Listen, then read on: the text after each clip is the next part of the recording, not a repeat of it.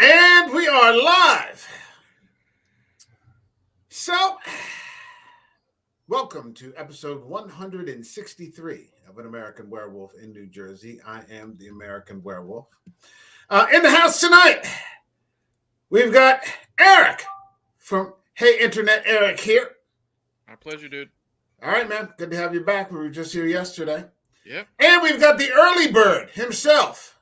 Yeah. No, I really don't mean that. I don't know what you're shaking. Yeah. No, actually. We've got Radical Rod out there on the left coast. Working. Are you working now? Yeah, I just got off. Okay, so done with work and here to talk some film. And it's good to have you back in complete sincerity. We haven't been here with you since It's a Wonderful Life. So we're talking Christmas. Mm-hmm. It's been a while. How have you been? I think it's the first time I've seen you since Christmas. I've been well. I mean, this year started off kind of rough with all the stuff going on at work. I told you about it, my accident. Your car? My car got busted and stuff like that. But since then, things have been doing better. I'm finally parking back in the parking lot. I stayed away from my parking lot for like a month and a half.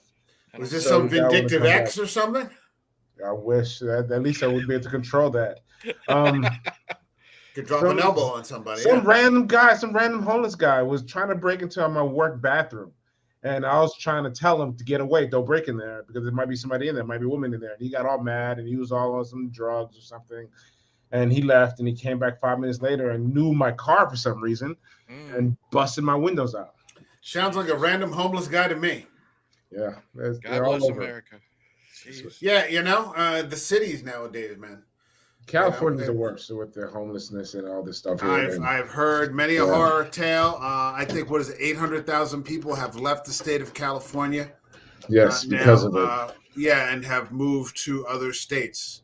They're done between the taxes and the laws and the lack of security. Yeah, people are just fucking leaving. Yeah, Illinois is getting that way, mainly with Chicago and stuff like that, but a lot of it has to do with the taxes too. Meanwhile, I live here in Boobville, where all you have to do is fucking count pine cones. So I'm at the opposite end of the spectrum. I'm surprised people's blood just doesn't stop, just fucking stand still in their body. It's so slow around here. But there you go. Feast or famine. So this film today. Let's go back a little bit more. This channel itself and the people associated with it, I think, without question, are fans of Tom Cruise and Brad Pitt. But Tom Cruise especially. Tom Cruise is definitely, although he's probably not in it as much as Brad Pitt, it's Tom Cruise that stands out here. And that shows how good of a performance is when you literally just take a stopwatch to how much time he's on screen. Yeah, and just absolutely dominates the entire movie. He is the star of the movie. He is the star of the book series. We're talking about Lestat. But I mean, so many people, got their fucking, panties in a wad when they found out that Tom Cruise was going to be the star of this movie. The book fans fucking revolted. Even Anne Rice did. Anne Rice did, yeah.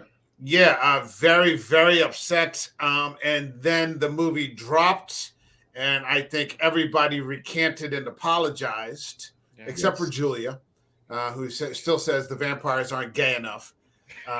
But that's Julia. I don't like him either. You're just like, okay, Julia. Even Anne Rice backed off because she herself, she said he couldn't do the androgynous stuff, he couldn't do the homosexual stuff, and then she saw it, and then she, more power to her, God bless her. She took out like a one whole page ad, and I don't know if it's Wall Street, and apologized real big, and she apologized and said he was perfect. Yeah, so I got to give her props for that. Yeah. He's just that fucking good. Mm-hmm. And I remember a long time ago seeing that old show on Bravo, Inside the Actor's Studio, which usually was a 60-minute situation where the actor or actress would come in and talk and, talk about film. He had a 2-hour show, and Mm-hmm. every movie, I'm like, holy shit! Like, I forgot he was in a lot. I'm like, oh, Yeah. that one, because it's easy to write him off in those early movies where he just grinned all the time. Yeah. The Risky Business and this kind of stuff. But I mean, when you start to look at it, I mean, right here, we've covered this. We've got War of the Worlds. Not the greatest movie, but his performance, as always, is solid.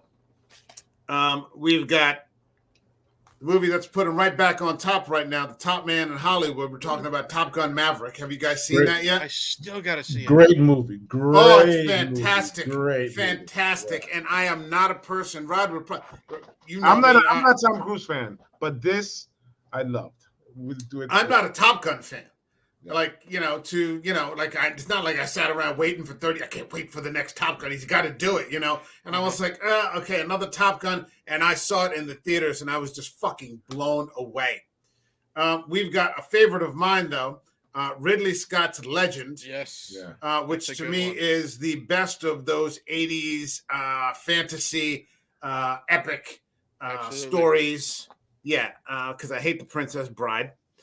And we've got the entirety of his Mission Impossible series. Those are just a lot of fun. They're still going. They've gotten better. They're making another one. Yep. Yeah. Everyone is better than the one before it. We've got a favorite of mine where he's only in it for 5 minutes, but it's fucking great. We've got Goldmember. Yeah, he's funny. Where he plays fucking Austin Powers for about like a 3-minute fucking skit in there with Gwyneth Paltrow, and Danny DeVito is Mini-Me. Yeah. He's Kevin Spacey is Dr. Evil. Yeah. I remember being in the theater when that came on, and he's like, yeah, baby. And we all just died laughing in the theater. It was like the last thing you expected. And that's what I've grown to love about Tom Cruise is he's not so full of himself that he'll do a fucking cameo in like the third Austin Powers movie. You know what I mean? Yeah. I think he's got a good sense of humor. Oh yeah. He doesn't get nearly enough credit for being a comedic actor. Mm-hmm. We've got one of the originals. We've got Top Gun, which is not my favorite of his films, but after that last one, you can get it now for like $5. I was like, okay, yeah, I'll take it. We've got my favorite of his films, Scorsese's. Yes. And my favorite Scorsese movie, Paul Newman, Tom Cruise, The Color of Money. I've never seen it. I love it. It's a perfect fucking film. Okay.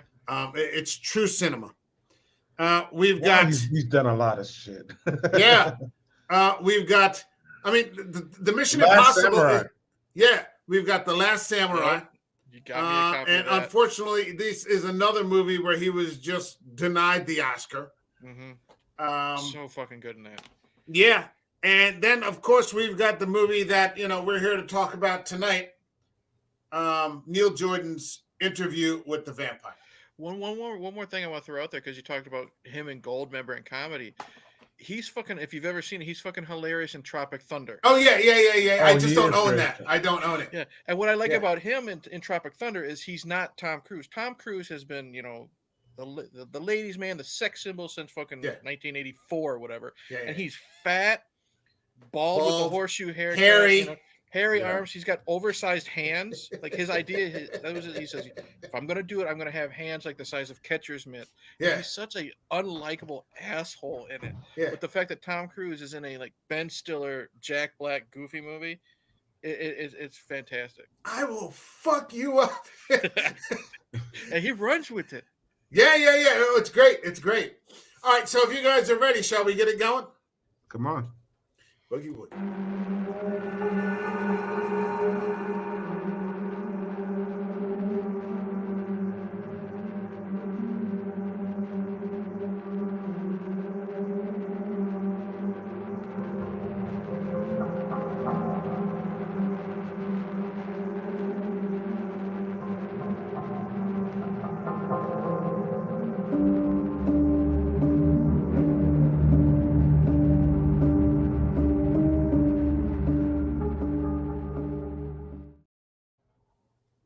So I was saying to Eric before we went on that, when I did that Something Shitty This Way Comes with Stoker's Dracula, at the end of every Something Shitty, I always offer a substitute movie to say, well, don't watch this. Instead, give this a try. And I went with Herzog's Nosferatu. Damn, now I need a PBR. But yeah, exactly. But what I should have gone with in substitute for that shitty Stoker's movie was Interview with the Vampire. I just saw it before we went on the stream, and it just still fucking holds up. It's actually more of an actual film than just a horror movie. Yeah.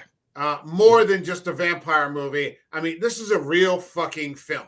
It's not gory or anything like the usual vampire movies that now. There's some gore, but it's not gratuitous. Doesn't rely on it. It's not about the gore. It's not about the gore. And as always, give me a story. Mm-hmm. And yeah, it sure does. Let's start with Rod. Give me your impressions of the film without, giving away the store. What do you think of it? Yeah, because this was your recommendation. This was the one you said you would jump on. You're like, okay, I'll do Interview. I remember. So why did you pick it? I remember when I first saw it, I didn't like it. When I first saw it, I thought it was too slow. Maybe because I was younger back then, it was too slow. Speaking so soft, the sound quality wasn't great. It was like a lot of times I had to, what did they say? What were you hearing? I didn't like it. But this time around, I watched it last night, and I changed my mind. There was some great performances in it. We just finished talking about Tom Cruise. Tom Cruise wasn't my favorite. He had some moments there where he was just over the top, when he was just like the acting wasn't there for me. Okay. But Brad Pitt. Okay. I want to talk about Brad Pitt too. Yeah. Kirsten Dunst. Yeah. Even Antonio Banderas. Yeah. All three of those performances. Kirsten Dunst, I forgot all about her. I remember enjoying that performance. Forgot who played that role. She blew me away. This was her first movie too. Was it her first movie? Yeah. She blew me away when it comes to that, and I can see why she worked so much after that. We've also got Christian Slater. Christian Slater, yeah. We've also got the great Stephen Rea, who's probably only in it for about 15 minutes, but when he's in there, I think Stephen Rea steals it from everybody because he's just so fucking evil. Mm-hmm. He is what Brad Pitt thinks in his mind that he is.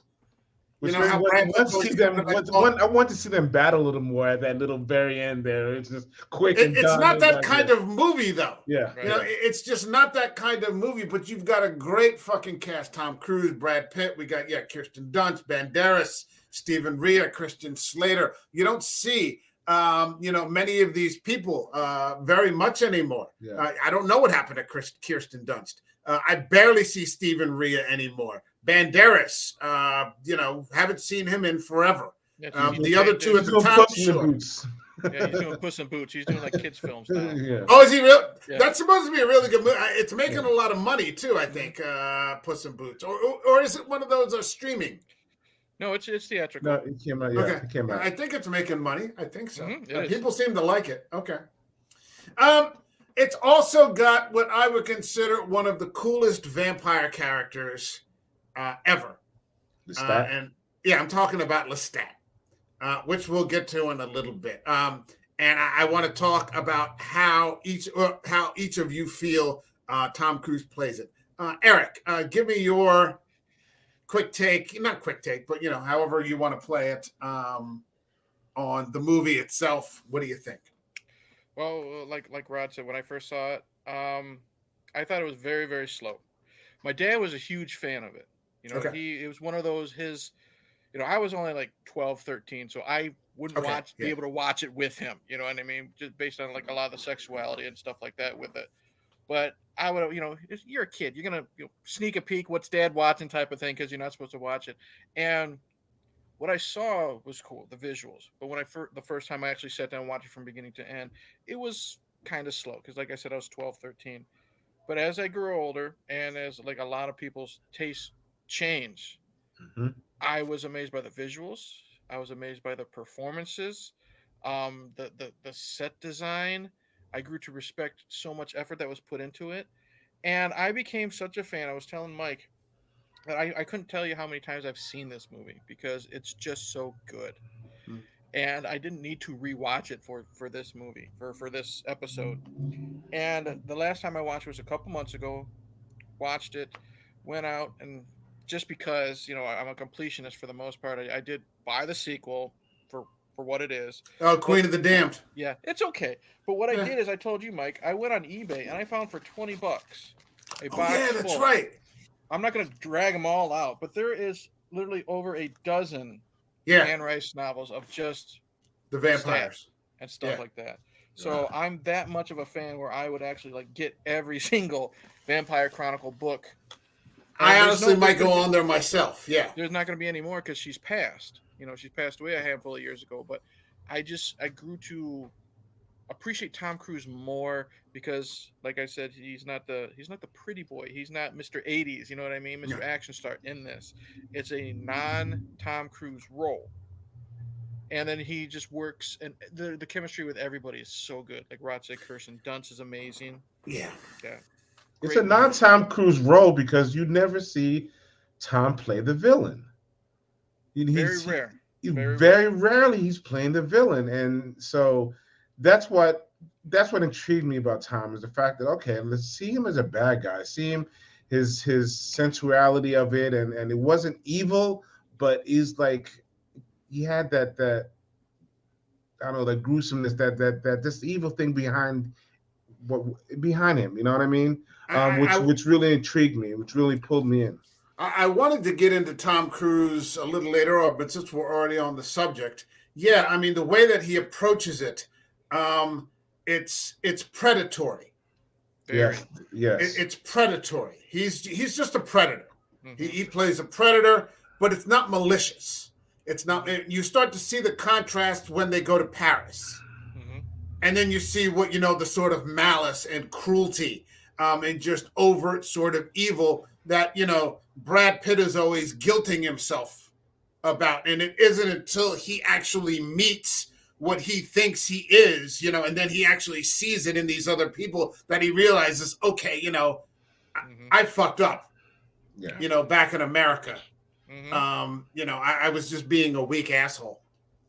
So, yeah, let's get into it. It starts out, and we're in New Orleans, and hey, there's Christian Slater, and we haven't seen him in a long time. And last I saw him was, oh God, Mr. Robot. He was the dad in Mr. Robot. And he was good in that. And he's Christian Slater, and he's always fucking great. And he's just in this hotel room with Brad Pitt. And this was originally going to be River Phoenix as the. Oh, was it really? Okay. And Before he passed. He passed, and Christian actually was very close friends with River. Okay. So he was against taking this role, but he took it, and all the proceeds went to charities in River's name. He didn't make a fucking dime off this movie. Wow. Okay. Well, that's cool. That's fucking awesome. Yeah, definitely a tragedy what happened to River Phoenix back in the day. Things were hardcore, man. Yep. And he's just in this hotel room with this guy he wants to interview, played by Brad Pitt. And we should mention that this is streaming right now on HBO Max. So if you have HBO Max, you can watch it, or it's real easy to get a copy. It's not that expensive. But this is 30 years old. We're coming up on 30 years of Interview with the Vampire. This is 94. And so you're looking at Brad Pitt from 30 years ago, and Stan Winston doing the makeup effects, doing a very understated sort of job here. Mm-hmm. Basically, he looks menacing, but he looks human aside from the eyes. The contacts give it away. And I love how you can see the veins in his skin. Yeah. That's a great detail. The blue veins there. Yeah, he's got this porcelain. They've got this porcelain sort of effect. Mm-hmm. Where they're just like that white. Almost statuesque. He did catch the character-esque, because the best thing about Brad Pitt is the humanity in him. Without the humanity, he wouldn't. He would have been who he was. Right, and that's what played against the contrast so well with Brad Pitt. You know, cause I mean, with Tom Cruise, because Right. Tom Cruise is just this is the way it is. Let's Yeah. go get Yeah. something to eat. You Yep. know, we might as well be taking all going out for wings and beers. You know, Yep. he's like, let's go. You know, Yep. let's go. We're gonna pregame and then we're gonna really hit the town tonight. We get And drunk, gonna fuck, gonna suck some neck. that's You exactly know. yeah. So That's up to it's one of those. It's one of those kinds of nights. Jesus Christ. So but I mean, Rod, talk to me about what you think about Brad Pitt's effect here. Like he Oh. plays it very, He's almost very flat or monotone, flat. reserved. The thing about with Brad Pitt is, well, my acting teacher used to tell me that you start to the eyes, and with Brad Pitt, every time there was like a shot, you can look at him deep in his eyes, and you see that's where you saw that humanity and the human part of him, the one that was lurching and wanting to be there, didn't want to didn't want to get involved with the whole killing Mm-hmm. of human of other humans and sucking their bloods and all that. And it's great when it gets to the one part when he says that I'm I just lost my humanity. When he's laying on this, he told Kirsten Dunst, I lost my humanity because he just turned somebody into a vampire for the first time. Mm-hmm. Um, but from before then, you didn't see that menacing thing that you still saw in Tom Cruise. But with Brad Pitt, he was just so Brad Pitt was cold, but you could see, like I said, the humanity, the learning, and the wanting to be better than other vampires, It's even like a though it's struggle. like a Yeah, struggle, a battle yeah. within him. Yeah. Because I mean, I think he has a detachment at this point. By the time he's talking to Christian Slater, Yeah. you know, he's not a human being anymore. It's been 200 years. But the story he tells is very sad. Mm-hmm. And he's suicidal. Very. His Yep. wife and his child have died. It's been 6 months. And he's just doing everything that he possibly can to maybe bring death to him in this passive aggressive way. He doesn't seem to have the guts, and I want to be careful with my wording here. Right. He doesn't quite have it in him to kill himself, Right. but he's going out and doing all these risque fucking things that could easily get him shot or get his throat slit. Mm-hmm. I want to mention Rod just said he learned from his acting coach. It's all in the eyes. Put that still you just had up with Brad. Look at the blankness and the nothingness in his eyes Yeah. right there. Yeah. That's a man that has nothing to live for, and you believe it in this very early opening scene. He, like you said, he's lost his wife and child in childbirth, and he just doesn't want to go on living, and you believe that, Right. and that's why he gets in this fight in poker or whatever. He opens up his shirt when the guy pulls the gun on him. He doesn't care, and that's what I like about Brad Pitt here is Tom Cruise. I'm a sucker for like the prim and proper vampire. You know what I mean? I love Underworld. The I love the the Lost Boys. aristocrat.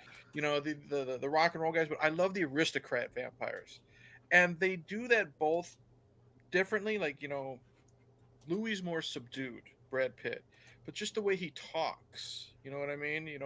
I thought crucifixes hated vampires. Actually, I like to look at crucifixes, and just when he's being talked to by Christian Slater, his hand movements when he's looking out the window and stuff like that, he's very stoic. He, to a lesser extent, kind of reminded me of kind of like when we discussed the very first Candyman movie, Tony Todd. Oh You know what I yeah, mean? yeah. Yeah. He, Yeah. he's a cold blooded killer, but he's very prim and proper. It's Yeah. Yeah. understated. Yeah. Exactly. So great performance. Yeah, very much. It's easy to over. It would be easy enough to overlook him because Brad Pitt takes up all the smoke. I mean, Tom Cruise takes up all the smoke, Right. and justifiably so, I think.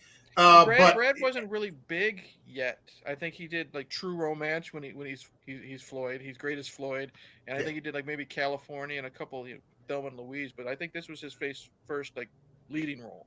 And when he was doing those types of movies, he was doing these, either depressing or very edgy, kinds of, doing the tragic. For a while there, he had the string of like in the '90s or mid '90s where he was doing these tragic characters. Before he started getting into his niche, which is kind of like comedic. Yeah. He's a great comedic actor. Oh, he's got a great sense of timing, real humor, this, that, and the other. But back then, he was doing some real hardcore tragic shit. And sure enough, death answers his prayers in the form of fucking Tom Cruise, who just swoops in and kills his two attackers that are trying to kill him, and just takes a fucking bite out of him. And you said it perfectly that Lestat's a predator, because Neil Jordan does some great shots of like when Louis is leaving the bar, and you just see Lestat staring at him. Yeah, you see him looking over the balcony. We sometimes just see Lestat's hand caressing the banister, like a hawk. He's just kind of exactly, a hawk, ready to attack, ready to swoon. Swoop. Yeah, he's just waiting. He's just hanging in there, waiting for the right time, and then he's just gonna, dive right in on him, and that's exactly what happens. Yep. It's a great scene. The first fucking bite, and then all of a sudden they go up into the air. You're like, wow, this is really fucking impressive. And like you guys, when I first saw this in '94, or whatever, I was like, this isn't like, I guess you're not mature enough to handle it, because it's not a typical horror. It's not typical horror fare. Exactly. Like I said, it's more of a movie than it is just a horror movie. My wife is the same way. She was against watching this for a long time. She's not the biggest horror fan to begin with, but she didn't want to watch this because she thought the aristocrats, it's the 1800s. She thought it was going to be kind of artsy fartsy. You know what I mean? But every time I have this on, she'll sit and watch it with me because it's just that good of a movie. It's that good of a story. The performances. Yeah, this scene of especially this when he actually turns him to a vampire. I love the image of when he cuts his wrist with this thing, and the blood just starts dripping into Brad's mouth. And at first he tastes it, and then you see the wanting and needing the blood, and then it just grabs his arm and starts sucking. That was kind of disturbing for me, but that was a great image. It's intense, man. This was the first time I ever saw that, where to become a vampire, you have to drink the blood of a vampire. Yeah. Yeah. It's a really fucking intense scene. And, like we were talking about yesterday with Midnight Mass, there's the scene where, Riley and now Louis is seeing the world through these vampire eyes. Yep. And it's, it's 30 years ago, so this, the effects weren't quite what they are today, like what we even saw in the Netflix yesterday. But, it's still an interesting concept that, that they see the world differently or see additional things that we don't. It's like this extrasensory kind of thing going on. And you're right, Rod. I think, immediately waking up, with that hunger to like, it really is a ghastly idea when you stop to think about it, of tearing a piece out of someone so you could like drink their blood. I mean, that's a really awful fucking thing when you stop to think about it. But here we are, and it's a hell of a fucking flick. So Tom Cruise sets himself up sort of as the mentor. But he also tries to be his friend. Yes. He's not a cruel, kind of guy. Tom Cruise he's pretty cool. The Lestat character is a pretty cool. He's an aristocratic guy. He likes fine things. Yeah, maybe he picks Tom Cruise. He picks Brad Pitt because, he's sort of the young person in that particular time. I think so he wants someone to go into that next generation with. He said he just wanted a friend. He said, "You're just doing this because you needed a friend. You needed somebody else, a companion." Yeah, he wanted a companion for himself. Yeah. And I think night after night, century after century, probably going through it by yourself. Yeah, okay. I'll, find a friend, this sort of thing. And, it's a difficult kind of thing because, Louis agrees to it. but then once it happens, he doesn't want it anymore. Yeah, he regrets it. Yeah, he regrets it, and it becomes a source of, Well, you have a choice of real. actually kind of dying or really dying. I mean, he agreed with it. I don't know. I was wondering why he agreed, because he wanted to kill himself, but I guess it just shows you that he really didn't want to kill himself. Yeah, that's what I was thinking. When he got to the moment, he's like, no, maybe not, or at least not that way. Yeah. That kind of thing. And yeah, once that happened, he was just like, no, I think I'll stick around. You don't know what you're going to expect as being a vampire. You don't know that, I'm going to become a vampire now. What's that mean? So, exactly. I mean, yeah. Yeah, I liked how Tom Lestat always says, I'm going to give you the choice that I never had. Yeah. Yeah. Which you don't find anything about until the next book. Right. Which unfortunately these movies never got to. When you get to Queen of the Damned, that's the third book.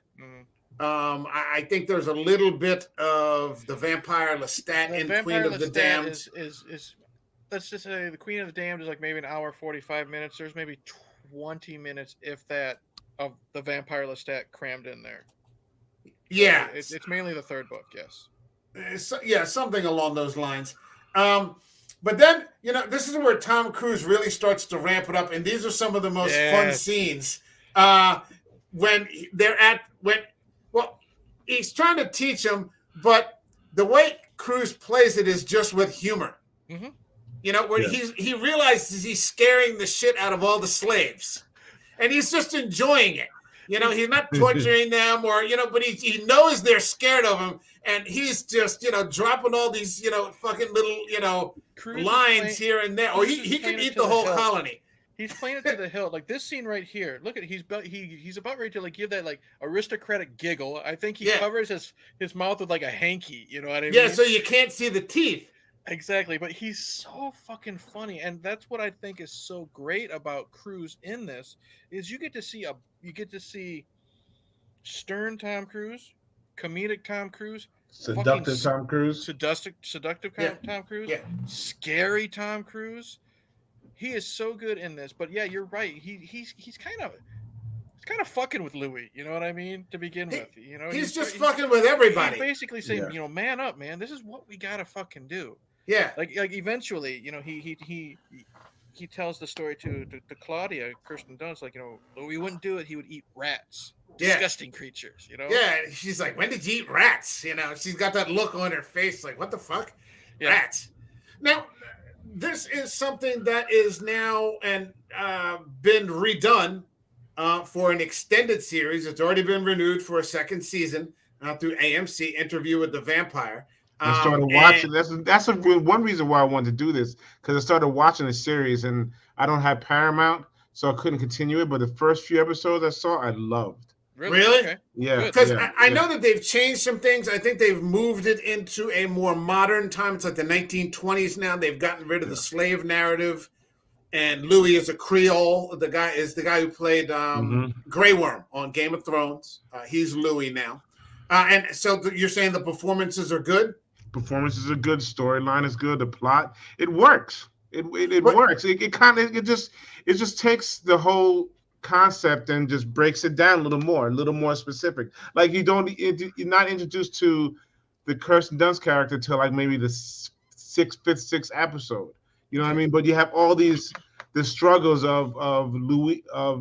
Is it Louis? Louis. Yeah, Louis. Yeah, Louis. The struggles and it takes like the first 20 minutes of this movie and breaks it down into 4 or 5 episodes there of the evolution of Louis and how everything is going there and interviewing and all. Yeah.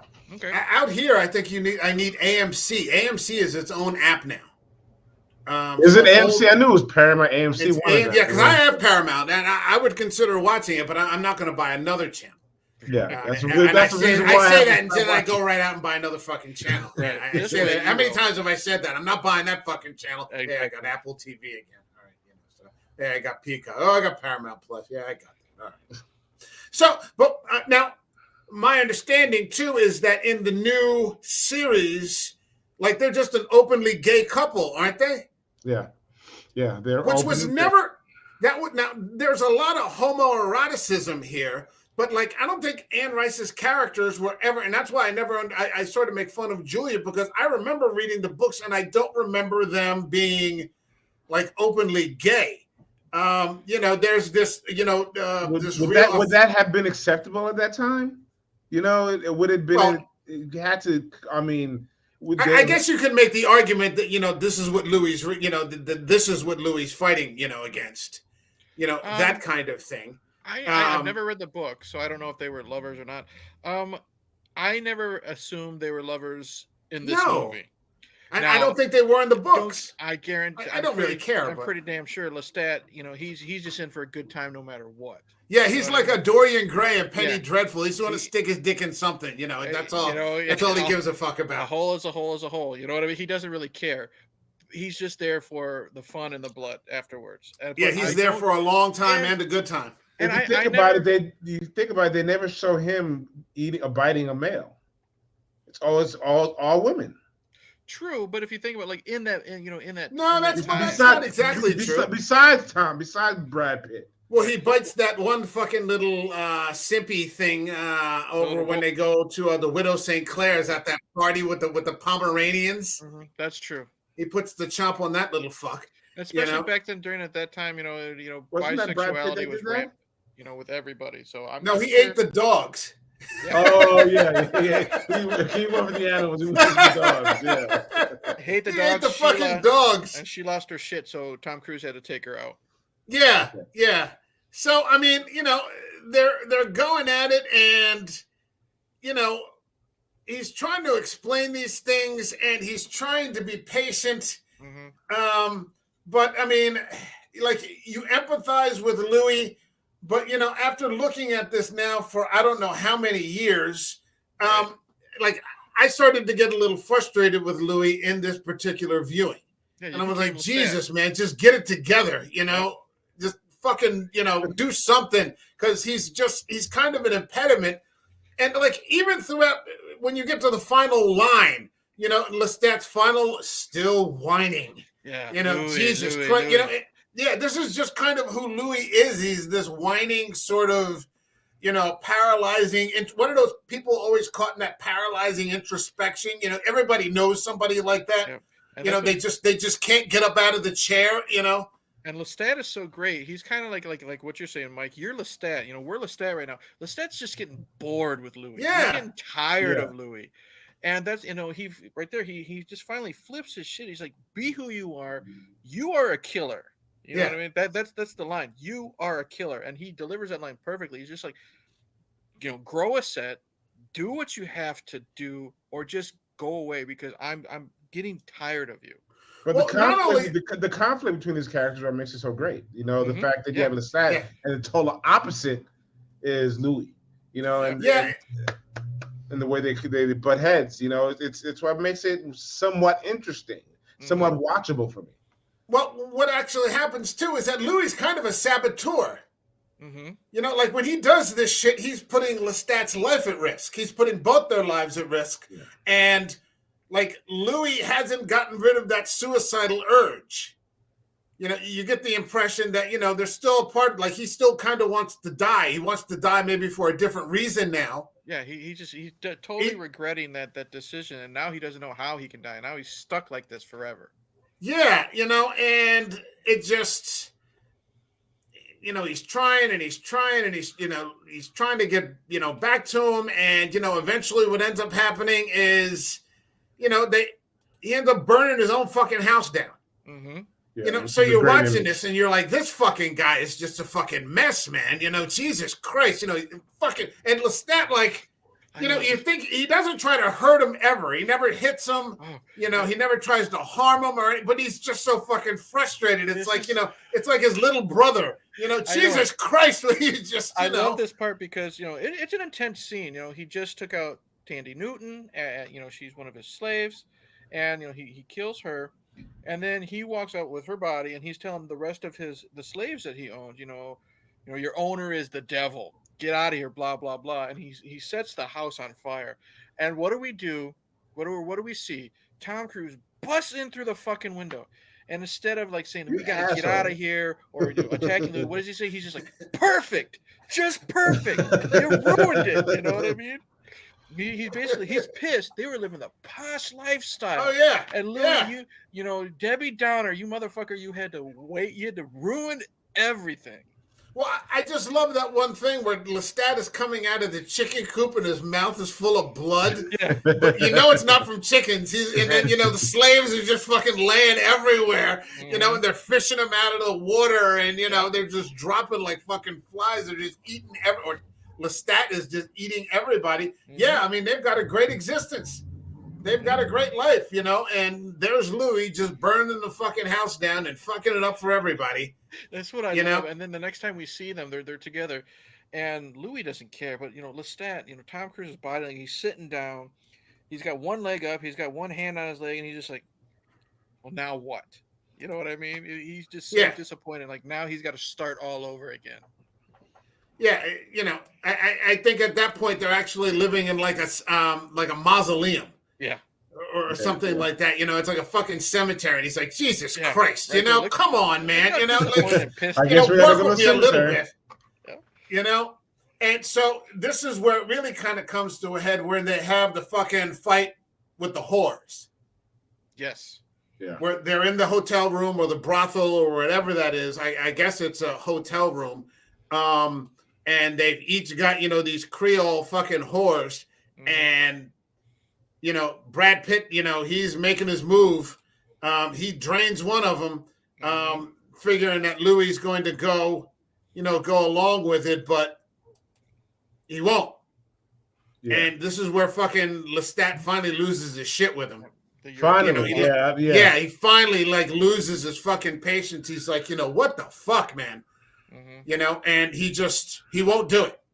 Right. And so he ends up killing him. He ends up killing both of them. And that's actually, it's horrific and it's comedic at the same time. When he locks her in the coffin. Yep. And he just sits on it. And he's like, yeah. He's like, why are you doing this? He goes, I like doing it. I enjoy it, you know? I know. It's like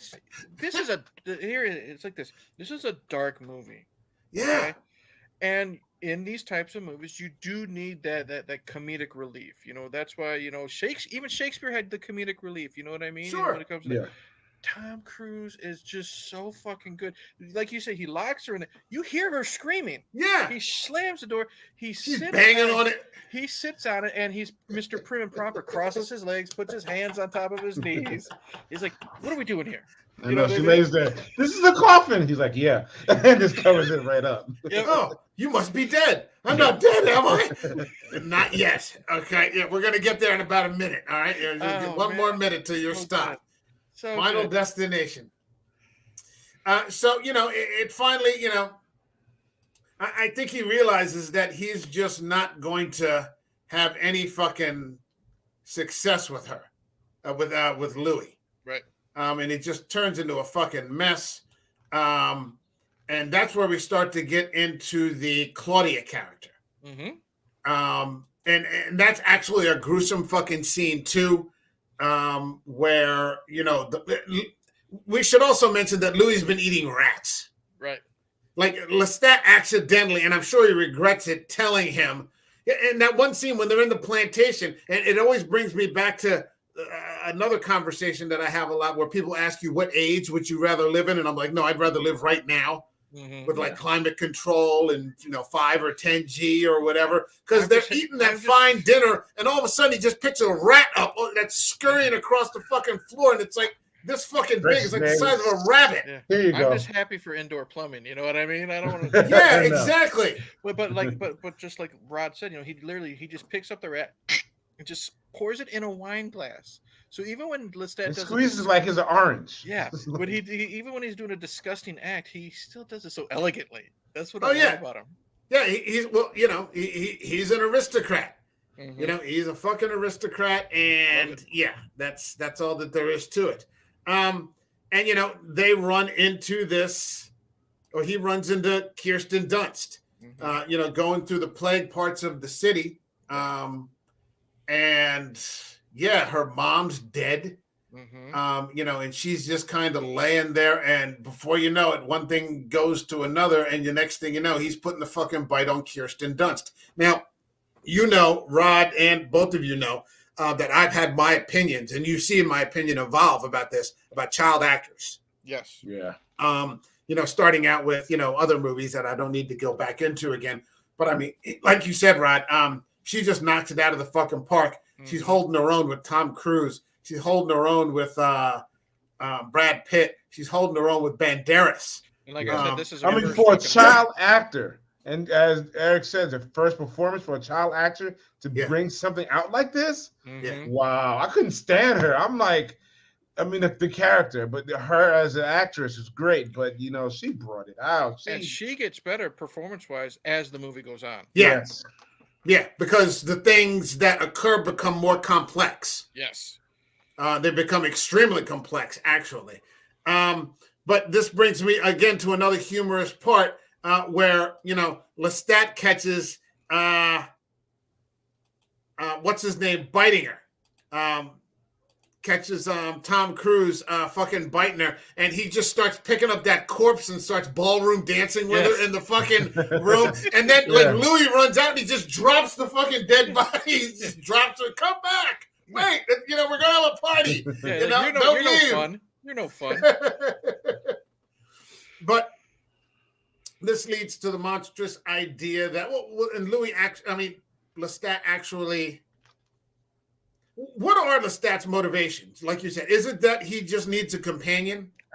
Because Brad Pitt gets into that at some point. He goes, I think at some level Lestat was just lonely too. I think I agree with that. He's got a companion in Louis, and we don't as of this movie, we don't know Lestat's backstory at all. We don't know if he was married, had a child, or anything. But he seems like he's just trying to create a family for himself. He's got his spouse, to a lesser extent with Louis. Yeah. He's got his daughter now. And I think he's just been alone for so fucking long. He's not just bored. He doesn't show it, but I think he's also just lonely. You know what I mean? Yeah. Yeah. I think he's lonely, but I still think he wants somebody to I don't know, do the same things he does, be a vampire with him. I mean, he can meet a human and hold the conversation and it'd be fine. But there's no one else there who has the same hunger as he does. And he was looking for that.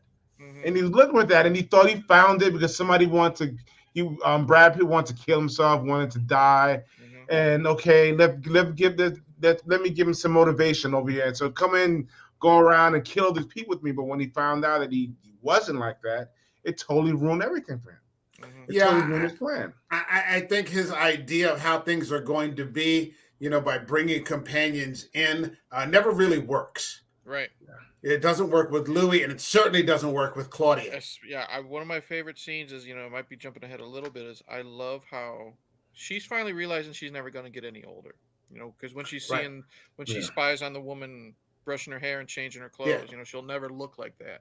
Yeah. And she just loses it. Like, Lestat is trying, for, all intents and purposes, he's trying to make this work. He comes in, oh, here's another doll. He tries to give her a doll. And she's like, wow, another doll. I have hundreds of them. So he looks at her, he literally takes it down, he just kind of just tosses it. He's like, you know what? I can't fucking win. But he's trying to make this family work. Yeah. He's just failing. I think he has even more detachment than Louis does. By the end of, like, when we go to the Claudia scenes, he's so detached that he doesn't have that much empathy. Didn't he say he brought Kirsten in for Louis? He said, this is what I brought you. This is for you. Yeah, he said you need more congenial company. Yeah. More congenial company than mine. But, I think he also, he wasn't getting what he needed from Louis. Right. He can get it from Claudia. Mm-hmm. And guilt Louis into staying. Right. So he kills two. I brought this up to my wife, and she kind of agreed with me because, we looked at it this way. It's kind of like, it sounds bad. Let's just say a woman gets pregnant to trap the father.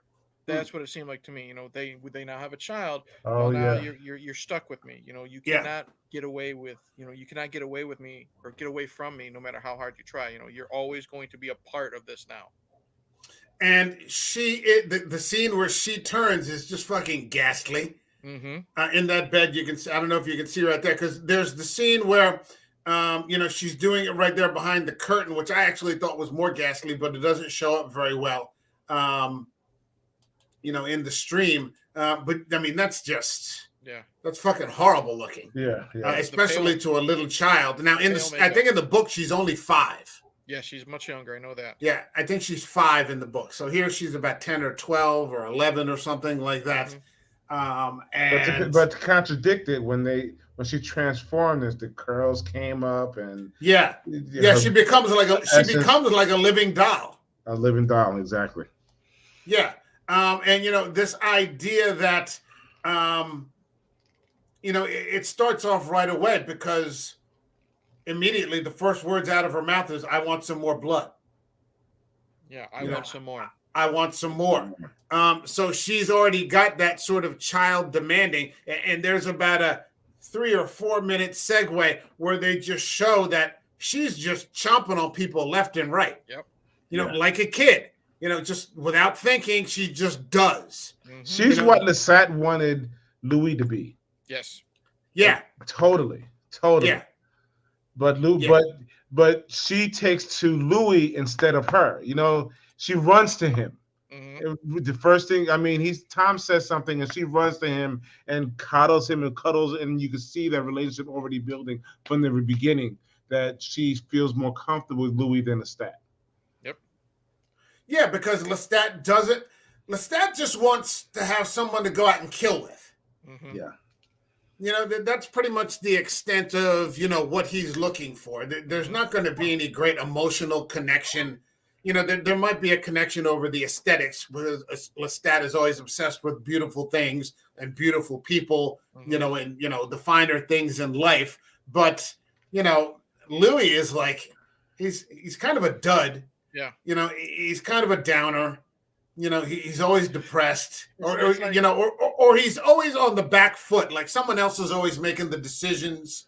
He's kind of passive. It's like college time. Lestat wants to go out to the bars and hook up, and Louis the nerd that wants to stay home and study. You know what I mean? Yeah.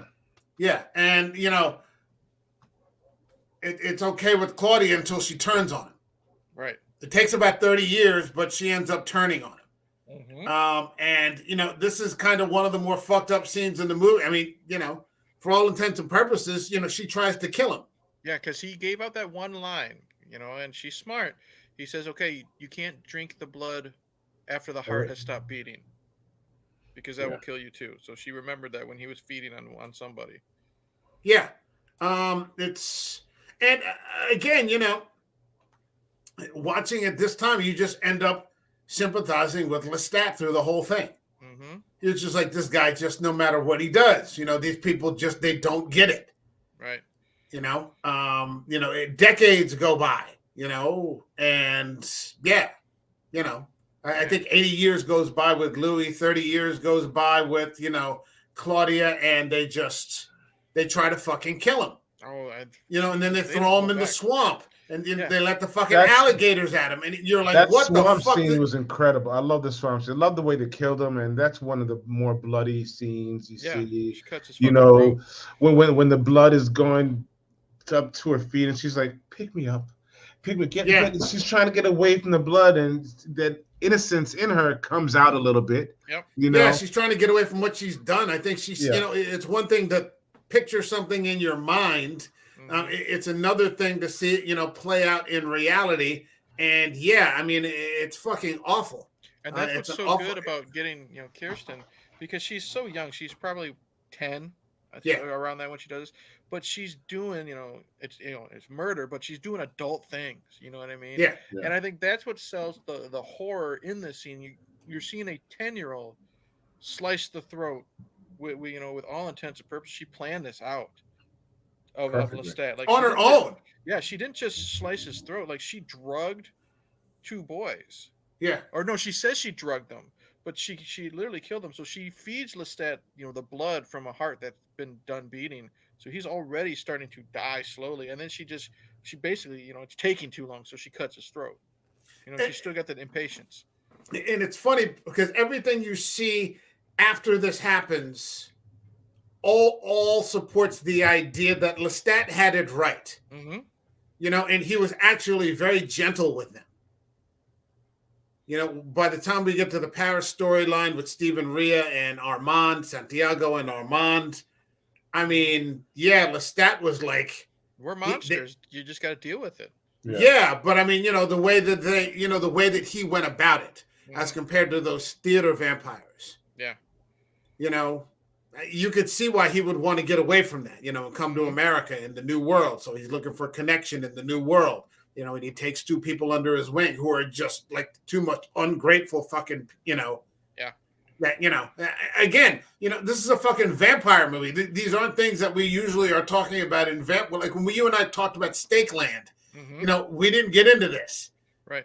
And that's what I like about this is I personally don't think Lestat is a villain at all. He's he's a vampire. Yes, he's drinking blood of humans and whatnot, but he's just doing what he needs to do to survive. You know what I mean? Yeah. That's what I think. I think he is sympathetic. If he wanted to, he could have killed Louis and Claudia and just left and found another person to hang out with. You know what I mean? But he doesn't, and he wants this dysfunctional family to work, and that's what I like about him. Yeah, and it ends up almost costing him his life. Because one of them is a fucking psychopath. Yep. An ungrateful little psychopath. And I love the Winston effects here when he comes back from the fucking swamp. Playing the piano. Oh, man. Yeah, that's just fucking fantastic. Yeah, again, he looks so gruesome and gross, but he's still this aristocrat. He's still playing the piano, not giving them any attention, really. He's not paying attention to them. He's watching himself play the piano, you know what I mean? And that's what I love about him. And great makeup job. Yep. Yeah, what I love is how he talks about how he had to survive. The alligator helped. And then the birds, and then the rats. And like, you understand fully who Lestat is at this time, and you must figure out what an affront that must be. He would have to do that. He must be so fucking furious. When the way he says the word "and the rats," yeah, it's back to the time when Louis had to eat rats, like a commoner. You know what I mean? Yeah. Yeah. This is when she comes and asks him, "You ate rats?" No, that was before. No, this was before. That was before. Yeah. Yeah, because like he explains that the rats are basically like if you're stuck somewhere, like if you're on a ship for a month, then you got to figure something out. It's like we're eating filet mignon every fucking night, and now you want to go to McDonald's. You know what I mean? Yeah. I mean, it's just it's a hell of a thing. But they don't let up. And then they try to kill him again. And it all just fucking goes south from there. They end up traveling the world, and they're living the good life and looking for other vampires. Yeah, looking for other vampires, but at the same time, they're doing it in a very fancy kind of way. Through Europe, in the old world, and they've got all this money, and they're getting fitted, clothes, and Kirsten Dunst is pirouetting, through the fucking streets. And Lestat is fucking, they're now living the prim and proper life that Lestat wanted, but they're doing it without Lestat. You know what I mean? And if he would see that, he'd be like, "You motherfuckers!" It's all fucking wanted, right? This is what I wanted, and you motherfuckers killed me, made me eat gator and rats, and then you burned me alive, and now you want to wear the fancy dresses and shit. He would be fucking furious. He taught him right. He taught him well. I know, yeah, and they didn't realize it until it was too late. Yeah. They paid a hell of a price. Big time. For what they ended up doing. Not just injuring Lestat. Well, you shouldn't say what they ended up doing. This is Claudia's all. This is what Claudia wanted. Brad had wanted nothing. I mean, Louis didn't have anything to do with this. He didn't want to kill Lestat. Right, but he was tolerating him. He didn't like him. He was tolerating being around him. And this is the guy who created me. This guy who made me a vampire. I kind of appreciate it in a way, But I think it also speaks to Louis' character of how weak he is. And Like, where's I he gonna don't think go it's if he a kills his son? coincidence that a little girl is like bossing him around, basically. Yeah, Like everybody just bosses Louis around. Mm-hmm. true. You know, the only time Louis isn't being bossed around is when Louis is by himself. Mm-hmm. You know, towards the end of the movie. Yeah. And even then he's still fucking whining. You know, and that's just who Louis is. You know, he's just this constantly regretful, you know, paralyzingly, you know, introspective, you know, kind of character. But you know, the shit really starts to hit the fan when they hit Paris and they meet. And I love Stephen Rea. I think he's a great actor. And yeah, I mean, these are the vampires. I love his little street performance when he's walking up and down and Yeah. defying gravity and stuff. Yeah, It's a yeah. lot of Oh, fun. I love when they're mirroring each other. Yes. You know, that's a really good performance there. And it's at this point that we end up meeting Antonio Banderas. yeah, Antonio Banderas. Mhm. Antonio Banderas, who plays Armand. Now, Mhm. in the book, Armand is probably Claudia's or around. He's like a teenage boy. Okay. Armand is a teenage boy who's like a 400-year-old teenage boy. But here it's played by Antonio Banderas, who does a really good job. Yep. Very I low-key. like Antonio Banderas in this. Like I said, I just saw it before we went on, and I thought he was very impressive. Thoughts? Banderas? Well, he's there to bring, in my opinion, he some comfort, some companionship to Louis, and Louis actually seems to have a connection with Armand. And Armand, I think a mutual respect with each other. When I first saw when I first introduced to Antonio Banderas' character, first thing I thought was like, man, I would love to see him as Lestat. You know, and just something about him that was more graceful and elegant, and he's got an accent, Rod. We Americans always fall for that. He's got a fucking. He's Spanish, Rod. He's like Mexican or something like that, you know. Yeah, but no, we fall for an accent like a motherfucker. Yeah, that's true. We fall for it every time. I remember when Tony Blair came to the UN when George W. Bush was in office, and he talked at the UN. Every American was just mesmerized because George Bush couldn't string like 4 words together back then. They still couldn't, and we were just like, wow, we wish our president talked that way. And all he did was had a fucking British accent. That was it. But we fall for it every time. Fuck, that's so awesome, you know? Yep. But, I mean, you know, what he is kind of the dark, I think he's kind of like the darker mirror image of Lestat. Yeah. You know, he is another elder vampire, you know, sort of teasing answers. Oh, I've got the answers. Oh, that your guy didn't give it the answers. I've got the answers over here. You know, and he really doesn't. He really doesn't. And I think he's actually worse than Lestat because Lestat was up front. He's like, I'll tell you what I know, but there's like a lot of the things that you're asking me, I don't know them. Right. You know, I don't know what the reason behind all of this is. Whereas, you know, Banderas, Armand kind of pretends that he does. He's deceptive. And Louis is so fucking naive that he just... everything. Yeah, he believes everything you tell him. Like, you can see when they first meet, he's like stuttering a couple of lines because he's so nervous trying to, you know, either, you know, hold his cards close to his chest or, you know, whatever it is that he's doing. I don't know, and I don't know what it is. I don't know, like that screenshot you had right there.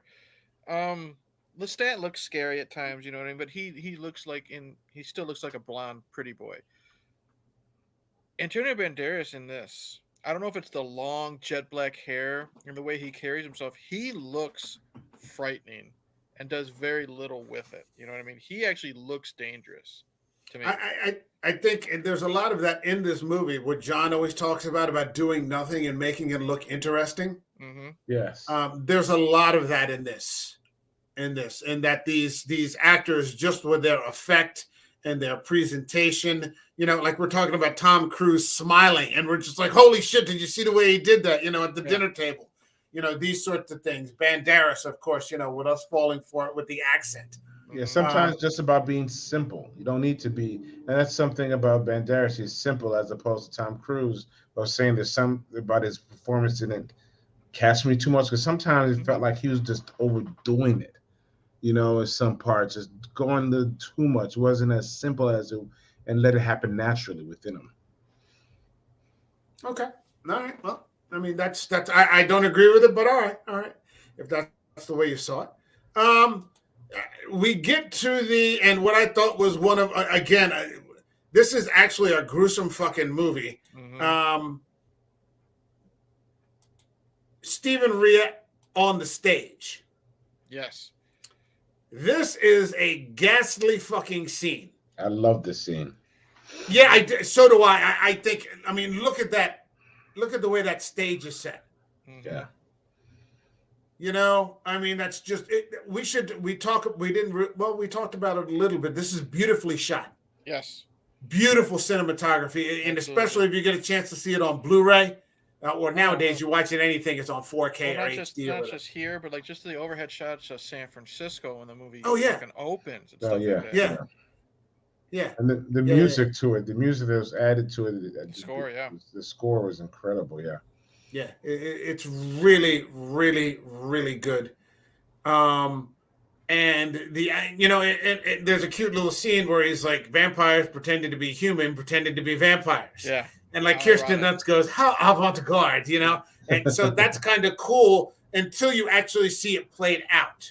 And I love how Stephen Rea he plays to the audience. He's seducing this victim, and then you have this one lady who's so into it, Oh so yeah, into it. She says, "Take me next," and he looks yeah. at her. He's like, "You wait your turn."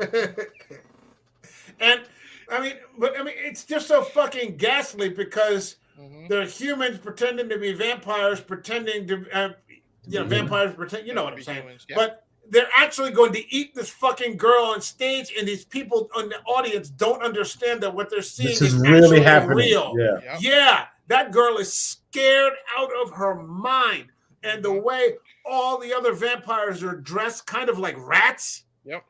yeah. And they And the all way just they, look Oh, when they swarm on her yeah. at the Yes. yeah, very end is yeah. Oh that man, it's just fucking gives me gruesome. chills. Man, this is, and just thinking about it now, we've been talking about it for over an hour. This is so much better than Stoker's Dracula. Hmm. This is so much better than Yeah. Stoker's I haven't Dracula. seen Stoker's Dracula in a long, long time, but I'm almost considering like going at it and like having us discuss Stoker's Dracula if I could get a large panel just to see what would happen. okay. Hmm. We could come back to Stoker's Dracula, Oldman, Hopkins, Keanu, Winona, Carrie Elways, Tom Waits, Hmm. and just see what we can fucking make of it.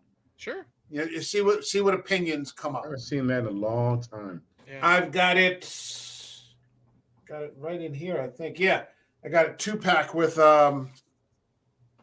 Oh, Brana's Frankenstein is fucking great, Yeah, dude. yeah, Brana's Frankenstein is Yeah. well, it's Brana's Brana. brilliant. Brana, Yeah, it's Brana. Whatever he does, it's let fucking him open Brana. his Yeah. mouth for two lines. You're like, oh my god, he's incredible. Yeah, Yeah. yeah, yeah, yeah, yeah, yeah. And he doesn't even need the British accent. If he does it when he's doing an American accent, you're like, fuck, that's good. Fucking Brana, man. Or he does it in a Russian accent. Like, has anybody seen Tenet? Nolan's Mm-mm. Tenet? He's the villain in Tenet. He's a Russian oligarch. And he is just fucking absolute evil, man. And I just love the fact that his Frankenstein monster is fucking Robert De Niro of all people. Yeah, You know what I mean? yeah. And his bride is Helena Bonham Carter. So About Ian so Holm good. is his father. Yep, Yeah. Who else is in that? Billy Connolly? I think so. Billy Connolly is the Frankenstein, the Dr. Frankenstein's mentor. Yeah.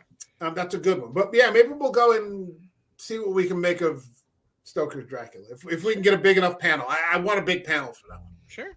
That would deserve it. So, yeah, I mean, they're going to chomp on this fucking girl. And then all of a sudden, out of nowhere, when, it looks like they're about to put the fucking kibosh on her, fucking Armand comes up. And yeah, it doesn't really. I thought for a moment. I remember the first time I saw this that he was going to save her, Mm-hmm. and no. And I thought that this told me a lot about Armand, especially as as the movie went on, and we've seen it so many times, in that, he sort of appears as this, savior of sorts, but really he's just as predatory as everyone else. Yeah. He's the same piece of shit as, everybody else in that theater. It's just, he's a little more well-spoken. Mm-hmm. Which means we'd all fall for it because we're Americans. But like I said, look at the way he's just standing there right there. Look at his, like Rod says, look at his eyes. You know what I mean? That's the eyes of an animal about ready to feast. Yeah. Yeah. I don't know. They're all evil. They're all cruel. I think when Louis sees this, he realizes, we fucked up bad. Yep. Like these people, like when you finally get how despairing that must have been, actually, because I can't believe I'm empathizing with Louis. Right. To have done all that awful shit and then just realized you were wrong. Mm-hmm. Yeah. And the guy who was kind, he shouldn't have revealed himself to these people. He shouldn't have. I mean, it wasn't his choice to reveal because the what's his name found him, but he knew he made a mistake by going down to that basement or going down to that. Yeah, because they could read. Some of them could read his thoughts. Yeah, they could read his mind, and from there it's all fucking downhill. And they did it to themselves. Yep, they did it to themselves, and I love that one conversation that they have where Banderas says, it's forbidden to make someone that young. Mm-hmm. Like, she can't survive on her own. Right. She's forever stunted in that little body, and, she's always going to need an adult to get her through things. Mm-hmm. That sort of thing. And then, Stephen Rea already believes, rightly so, that he killed his maker. Mm-hmm. Yeah. He's not wrong. Right. He's not wrong. That's forbidden as well. Yeah, that's. I like the rules. Yeah, that's what he said. That's the one thing. That's the absolute. What were the 3 rules? One was you can't kill a vampire. Yeah, I knew vampires cannot kill vampires. Right. That was that's like rule number 1. Yeah. Yeah, that's kind of the only rule that they have, because otherwise they're all pretty fucking awful. And this brings us to, one of the sort of melodrama scenes. And to be honest, I kind of fast forwarded through this one where, Claudia brings another woman. Yeah. Into it because, she feels Louis is going to leave. And I'm just like, okay, maybe I could skip through this and, there's going to be some melodrama, this, that, and the other. But it only lasts for about 2 or 3 minutes. Yeah, it's not very long. Yeah, and then all of a sudden the horror just fucking takes over and they end up getting fucking grabbed. Yeah. Yeah. And, next thing you know, Louis is getting walled up in a fucking wall, sealed in a coffin, walled up, and those two are thrown in some sort of well or cistern. They're laughing as they're walling him up. Yeah. They're enjoying this. Yeah, because they are really, cruel and evil. Like Louis thought that he and Lestat were cruel and evil. But now they're seeing what cruelty and evil actually is. Lestat was just an asshole compared to these people, you know what I mean? Yeah, kind of, sort of. And, I'll be honest. I mean, I thought that, the scene where, again, great effects from Stan Winston with the death of Claudia. Yes. Yeah. Where they just kind of cook and turn into this they turn into ash. Mm-hmm. Essentially, it's just it's just a fucking pile of ash. Yeah. But the effects and they don't still hold up really well. They don't rely on gore in this particular scene. They don't need to. No. They don't need to. You see see this and that's it. You see this burn and then you see them in this as complete their silhouette as ash. Mm-hmm. Less is more. Yep. But then after this is when you see Brad and you see his eyes and you see he just went mad. And when he touches Claudia and like her arm, the ashy arm just falls off. And that's when switch has been flipped. Yeah, it's bad. And again, this is another great piece of effect from Stan Winston, where they get the look at that. That's fucking phenomenal. Mm-hmm. Now, I didn't have time. I would have liked to have seen if there was some special feature on the Blu-ray to see, maybe if they talked about the creature effects. But they're so understated, maybe you wouldn't. Mm-hmm. Yeah. And we're kind of coming to the close of the movie, but not before Louis. Louis sort of steps into his own. Mm-hmm. Finally, and he finally takes grew fucking. That set he needed to grow. After a couple of centuries. Yeah, he finally grew that set that he needed to grow. Yeah, because he's just been so fucking annoying. I mean, this may be the first definitive piece of action that he takes. Right. And it's actually to slaughter all these vampires. So yeah, you're right. It's taken more than a century, but he finally manages, to grow a pair. Well, right before this, the scene is where he says, "You took all the humanity out of me," when he converted that woman into a vampire. And that was the part I fast forwarded through. And then they took him away, and then all this happens. You know what I mean? So he finally becomes a vampire. Yeah. He finally becomes the animal that he needed to become. He becomes a predator. Yep. Yes. Yeah, he becomes a predator. Holy shit, does he take them out? Whether he's setting caskets on fire, and they're jumping out of the caskets on fire. He's got that giant sickle, and he's cutting them in fucking half. Oh, man. Yeah, it's a great scene. It's a great scene, and he fucking... That's why I wish that last little moment between him and... Stephen Rea was just a little more. It doesn't have to be gory or anything like that. Just a little more, a little bigger battle. A little longer, because they went at each other. They stopped. And then the sickle came and chopped him in half, and that was it. I'm like, okay. Yeah. Stephen Rea is, he's a vampire, but he deserved a bigger death. You wanted to see him get more than just sliced in half. I think a couple of things. One, I think Stephen Rea underestimated him. And I think Louis is a far more powerful vampire than he realized. Yeah. Than he realized. Because let's face it, he comes from great stock. He comes from fucking Lestat. So there's no Kool-Aid pumping in Lestat's veins, so as soon as Louis realizes it, you realize there's no Kool-Aid, in his either. It's again, just kind of the way Brad Pitt just with his facial features and he's got contacts in, but his eyes, when he's just swinging that sickle around, and he looks animalistic, he looks monstrous. He finally, to a lesser extent, he looks the part. You know what I mean? Yeah. He's finally where he needs to be. Yeah. So Louis takes his revenge on the theater of vampires. But then we have an interesting scene too, where he gets saved by Armand, and it looks for a second like they're going to be, Lestat, and that he's going to step in for Lestat. But Louis has actually figured it out. This is the only time I thought of homosexuality between any characters. It did get a little close. When they get a little, like they're about to close. Yeah. Because I remember, Julia, what Julia said, and I'm like, I don't remember that being in the source material. And then I kind of watched it this time, and of course, they're all, a tad on the effeminate side. But then, there was nothing that really was overt until, like you said, this one scene at the end. But he figures out that Lestat was right. Yep. And that Armand is full of shit. There are no secrets. This is just it.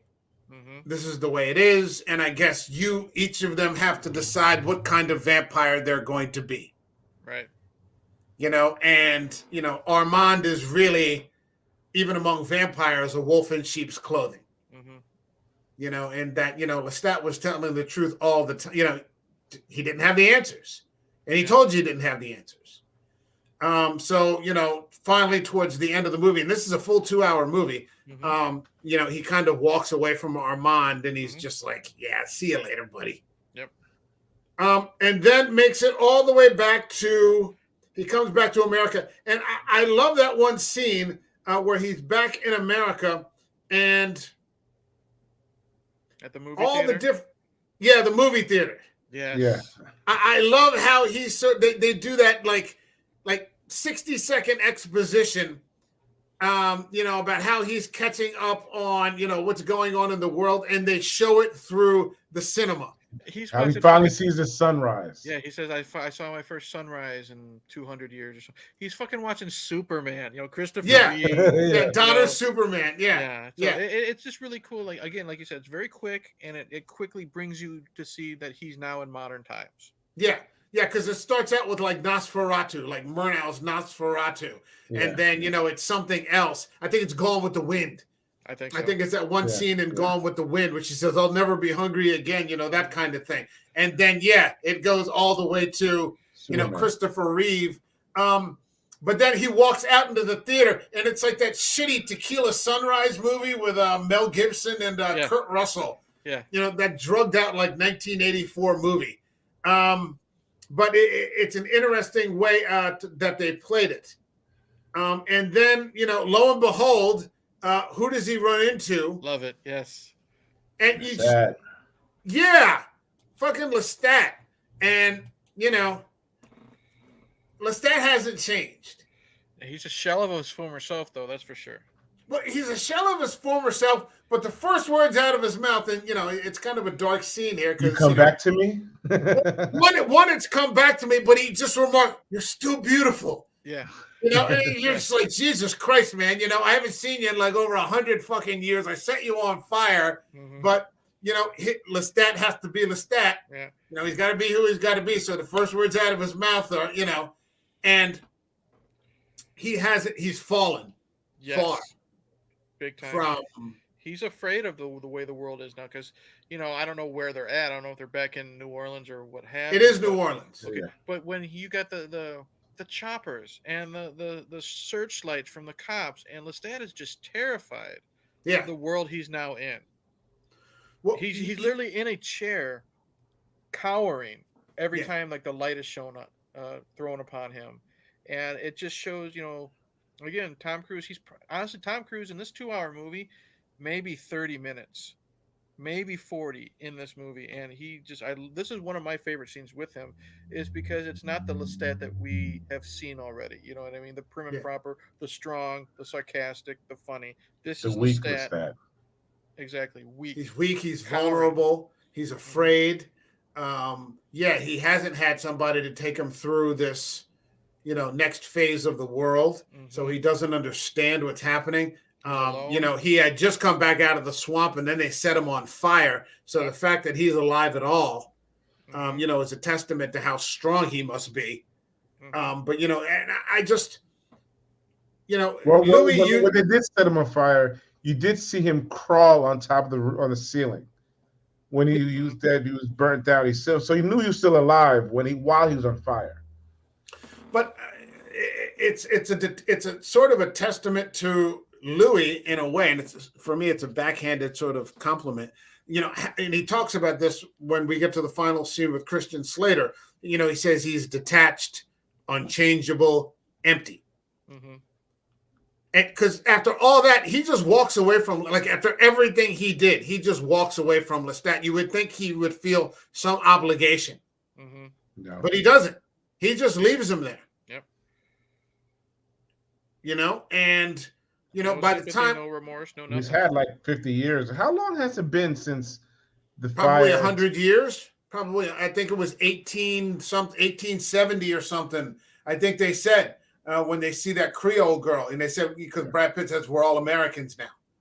It's not the French, and it's not the the English, and the Spanish, or whatever. Everybody's American now. And he was talking. They're talking about Yankees. You don't like the Yankees? No. Their Democratic flavor doesn't suit my palate. But, he just abandons him. So, that's the kind of vampire he's become. And then we come back to the hotel room, and he's having this conversation with Christian Slater. And Christian Slater, after all those fucking stories, wants to be a vampire. And No. you're like, really, buddy? You know, And you live this exciting life. Oh my God, I want to be a part of it. Give me a Yeah, yeah, break. and he's like, "Are you he butter fucking kidding?" he butters him up. He's like, I can be your companion, stuff like that. And then this is where Louis is the Louis he needs to be. He's like, do you really want this? And he scares the shit out of him. And then, you Yeah, know, and then you hear Christian Slater's like, no, because he's yeah, strangling him. He's literally one-handed strangling him up, to the roof and shit like that. yeah, And he's basically saying, this is, I don't want this life. Why would yeah. you? Yeah, he's like, "Do you like dying?" No. What's it? No, I don't like this. Let me out of here. Hmm. So he's trying to help him, and I guess Lestat always says, "I'm going to give you the choice I never had," but Louis sort of is doing that with Christian Slater. Yeah. Hmm. He's giving him a little taste of what it's going to be like before he puts his fangs in his neck. Hmm. Are you enjoying this now? Because this is going to be you for eternity. Doing this to other people. And it's You know, also showing the strength and the speed he's got. He could have killed the interviewer at any time. yeah, He chose not to. yeah. But he did. I think there was a line dropped like in the very beginning. He was going to feed on Christian Slater, and decided not Yes. to. Yeah. Oh yeah, yeah, yeah, yeah, yeah, yeah, Hmm. yeah, yeah, Yeah. yeah. The very beginning. Yeah. So I mean, Christian Slater hightails it out of there, Hmm. and the next thing you know, Oh yes. uh, our boy, apparently he's not taking no for an answer. I guess he must have followed fucking Louis, and the next Hmm. thing you know, he's putting the fucking bite on Christian Slater. And look at that makeup. Yeah, just the way his eyes look all sunken. Yes, Mhm. Yeah, like a he's got skull. that skull-like kind of. Yeah, he's got that skull thing going. And then after he bites Christian Great Slater shit. and he's driving, he's back to normal. But Yeah, like you said, Christian Slater, like that's where the book ends. The book ends where Louis hightails it. Christian Slater gets his tapes and he runs away. That's where the book ends. So this is added for the movie, and I'm glad they did because I just love it. Again, like you said, he bites Slater, and he turns off the tape and he turns on the radio. It's fucking Guns N' Roses. You know what I mean? And yeah, still, you see that just the hands. You've got the ruffles on the wrist. He's straightening them out. yeah. Louis, still whining. He turns Whining them out. Louis. And then he looks at Christian Slater. Christian's, half dead. And he says, I'm going to give you the choice that I I never never had. had. Yeah. And then they just drive away. Guns N' Roses, Sympathy for the Devil plays. Yeah. That's Well, a great stinger at but the end. before that, he looks at Christian Slater and he goes, "Have you heard enough? Yeah. I've had to listen to this for centuries." He Yes. took the tape and threw it out. Just pulls the tape. I can't listen to this anymore. Yeah. He's still whining. Gee, it's been Yeah. 200 years. Yeah. And you think that Louis has made this big journey. Hmm. But Lestat is hearing his voice really for the first time in 200 years, and it's the same fucking Yes. thing. Yep. So to Lestat, it's like, Jesus Christ, this fucking guy is just, And it just there's it no makes hope. and then it's like Lestat's wondering like, did I waste my time with him? You know what I mean? Yeah. Because that's all. Like I said, he was just Debbie fucking Downer. Yeah. Yeah. Yeah. Yeah. Guys, I'll be back in like 30 seconds. Carry on. Wait, just talk about whatever you want to talk about. Sure, but I know, like I said, Rod, you said you weren't huge on Tom in this, but I think that final scene with him, that Final scene was one of the best scenes. yeah. I mean, for his acting performance, it's one of the best scenes. Something about it, I really connected to it. I really felt that he was weak Hmm. and vulnerable, and I saw that.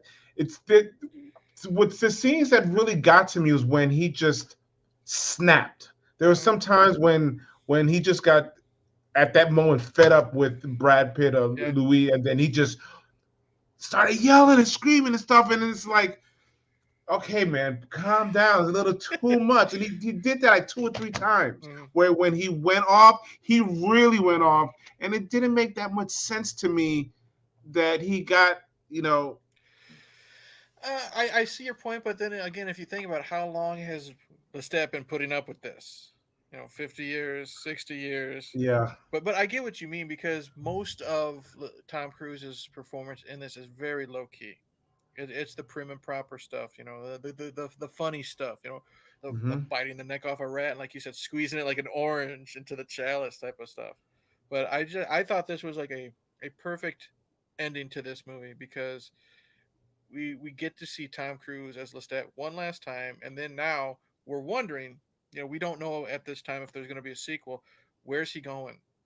What's he going And to that's do what I with the loved about the ending interviewer? because I thought it was gonna be a secret. I thought, look at these, and if you look back at it now, Hmm.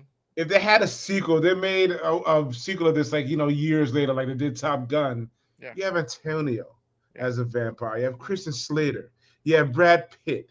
You Yeah. have Tom Cruise, and having the four of them come back and battle each other or do whatever would have been just And just having those actors on the and screen together. I showed off that box of books. I got Armand does return.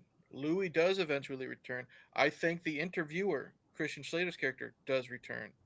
So and there's Jesus, there's like over a dozen of them, the books.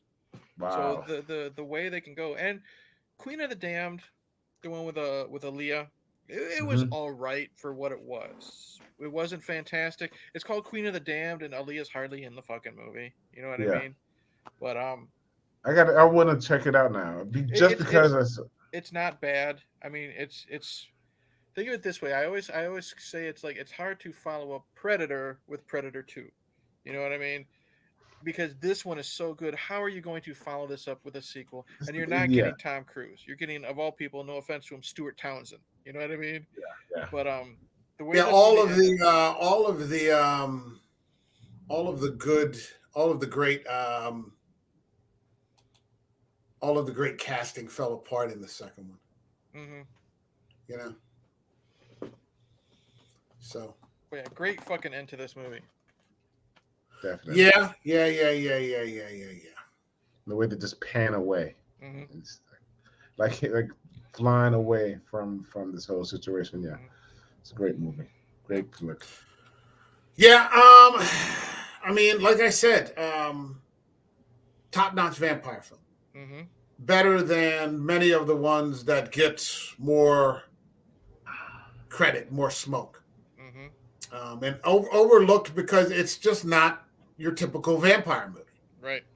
This is It's not your typical. top notch film. Yeah, it's You know, top-notch film, yeah, it's not like in the vamp. It's top, definitely top when it comes to me. and When it comes to vampire movies, period. But it's a top notch film in itself. Think of it this way, like Rod said, it's a top-notch film that just happens to have vampires in it. Yeah, unfortunately, that's where you can lose a lot of horror fans. Oh, too fucking bad. But yeah, Yeah. as a matter of fact, that's where because someone was saying something about Flanagan and he's going to do something, and they're like, well, he's just going to make up this thing about family, and I'm like, I said it's called a story. Yeah, Hmm. it's actually called a story. Hmm. That's what he's supposed to do, but never mind. He just can't convince everybody. Nope. So we are here at the point. Is there anything that we have not discussed in the film that you feel we should? Hold on a second. We got a comment here from the Ginger Ninja. Hey, What's happening, man? How's it going? It's going good. We're talking a little interview with the vampire. congrats to Jinja. He's over 250 subs now. Hey, congratulations, man. Very Well nice, worth brother. it. All right, rock on, rock on. He says, as a vampire movie, it's up there with the greats. Yeah, yeah. Hmm. yeah. All right. Yeah, because we were talking about this with I was talking to Gore about this in the '80s. Hmm. And a lot of '80s movies just has that absurd kind of optimism where the hero, no matter how absurdist, always has to come out on top. The '90s had that grittier, Hmm. kind of ending with, and this sort of fits. This So sort of fits that. very next It's year, Brad Pitt was in Seven. yeah, You know what I mean? yeah. That tells you. So. All right, so we are in the part of the stream where we rate the movie, and this channel has a rating system that goes from 0 to 5 and up by half. So 0, 0.5, 1, 1.5, all the way to 5.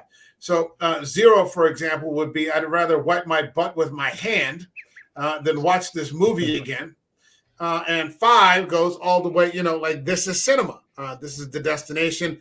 This is why we talk about movies in the first place.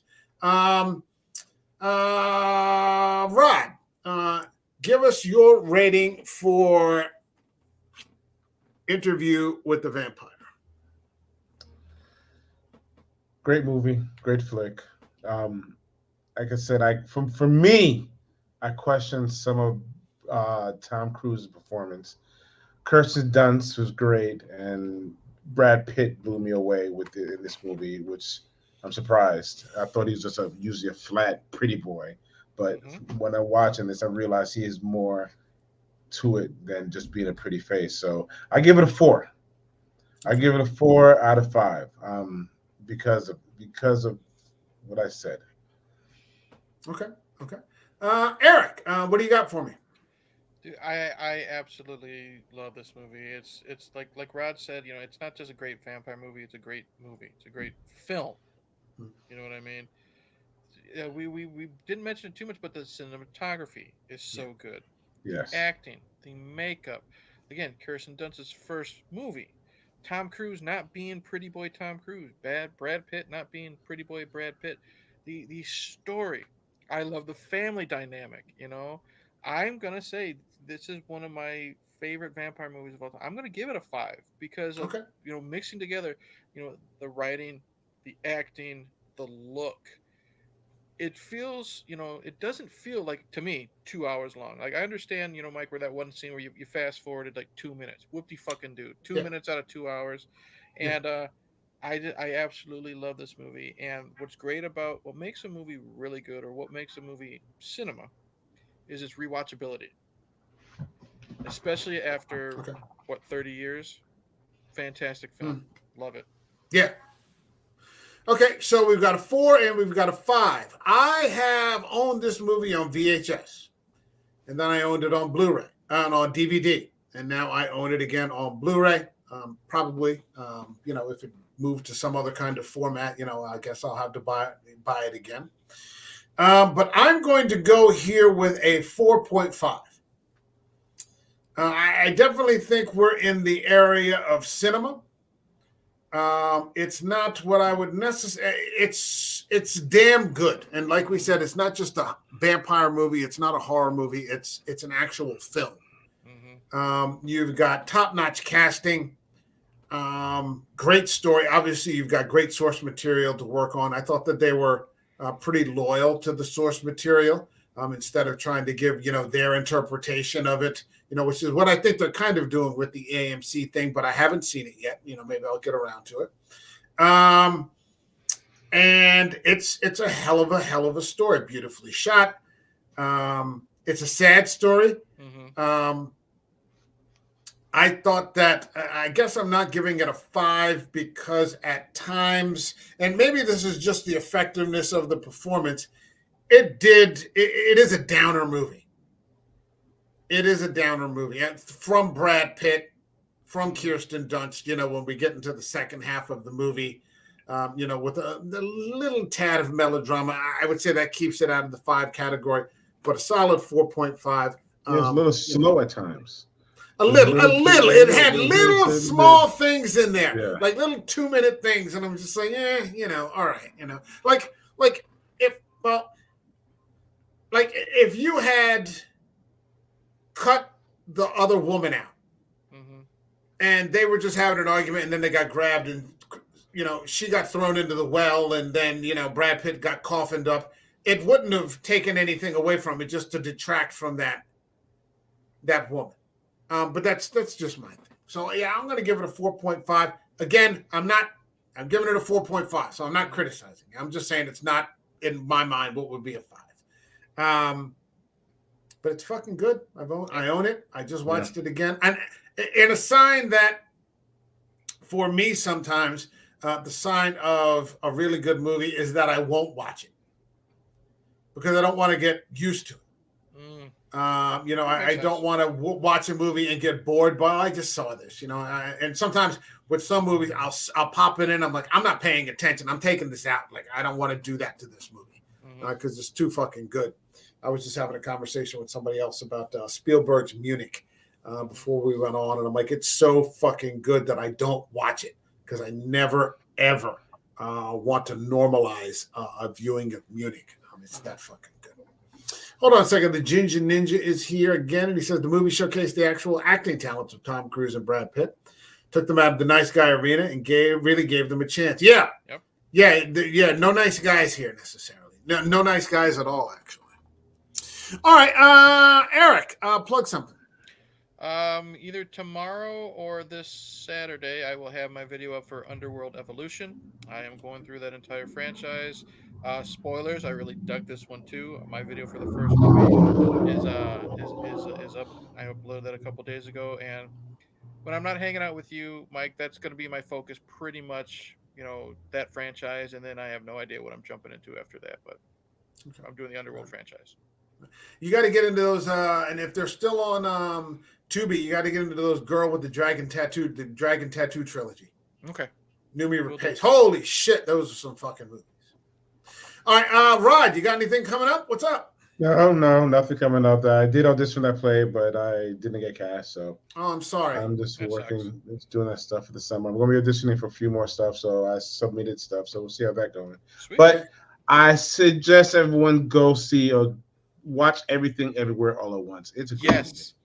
It's a great movie. I just have to say that. I want to mention that to you guys. I own a copy of it, and I haven't gotten around to watching it yet. Yeah, you have to sit back one night when you have the time, we can awake and you can sit there and watch because you have to pay attention. Yes, you have to. No phone, no nothing. Can't be distracted. Get distracted, you might be lost about what's going on. But it's a great movie. 100% agree. Yeah, I was very happy for Michelle Yeoh. I go all the way back with her to Jackie Chan's Super Cop. Yep. Which was just a fantastic movie. That was my first look at her, and she was great. A great Bond girl. Tomorrow Never Dies. Yeah, great Bond girl. Obviously, Crouching Tiger, one of my all-time favorite films. Yes. Beautiful fucking film. Couldn't be happier for her at 60.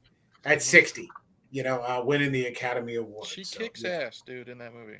Really does. Well, she always does. All right, I guess that's it for us. My thanks to. So for this channel, are we done for the week? Yeah, we're done for the week. Mm-hmm. We'll be back next week though on Sunday. I'll be catching episode 5 of season 1, Penny Dreadful, with the Agoraphobe at 8 p.m. Because we're covering that. We're in the second half of the season now.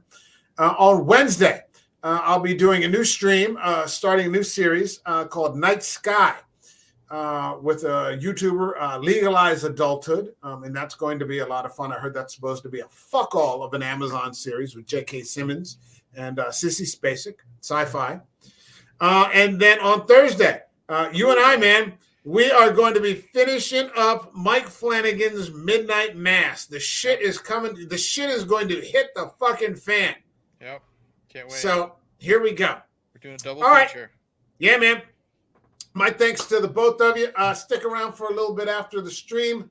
And we'll see thank you for Ginger Ninja. Thanks for stopping by and everybody else in the stream. And we'll see you in the next video. Cheers. All right. Have a good one, everybody.